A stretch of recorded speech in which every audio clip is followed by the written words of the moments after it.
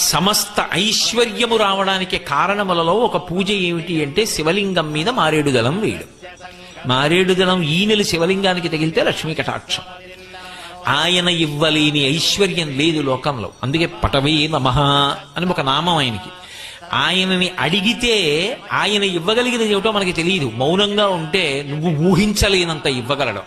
ఆయన శక్తి సామర్థ్యములు అసాధారణములు. ఒకానొకప్పుడు ఉపమన్యువు అని మహాభారతంలో తల్లి దగ్గరికి వెళ్ళి, అమ్మా పిల్లలందరూ పాలు తాగుతున్నారు, నాకు పాలు ఇయ్యి అన్నాడు. పాపం ఆవిడ పేదరాలు, పిండి కలిపి నీళ్ళు ఇచ్చింది. ఆయన నీళ్లు తాగుతున్నాడు పిల్లల్లోకి వెళ్ళి. పిల్లలందరూ గేలి చేశారు, అవి పాలు కావు, పిండి నీళ్లు మీ అమ్మ ఎక్కడి నుంచి ఇస్తుందిరా, నీ తండ్రి ఇప్పుడు లేడు కదా ఇక్కడ అన్నాడు. ఆయన పరిగెత్తుకు వెళ్ళి అడిగాడు, అమ్మ నాన్నగారు ఏరమ్మా, అవి పిండి నీళ్ళుట కదా, పాలు కావుట కదా అన్నాడు. ఆవిడంది విసిగిపోయి, తండ్రి లేకపోవడం ఏమిటరా, శంకరుడు నీ తండ్రి. ఏరమ్మా అన్నాడు. తపించు కనపడతాడు. వెళ్ళి పిల్లవాడు పట్టుదలతో తపస్సు చేశాడు, ప్రత్యక్షమయ్యాడు బాలుడి భక్తికి. ఏం కావాలన్నాడు. పిల్లవాడు కదూ, పాలు కావాలన్నాడు.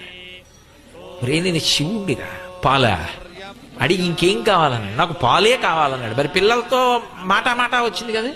ఆయన చూశాడు, పాలే కావాలా, నీకోసం పాల సముద్రాన్ని సృష్టిస్తున్నానని క్షీర సముద్రాన్ని సృష్టించాడు.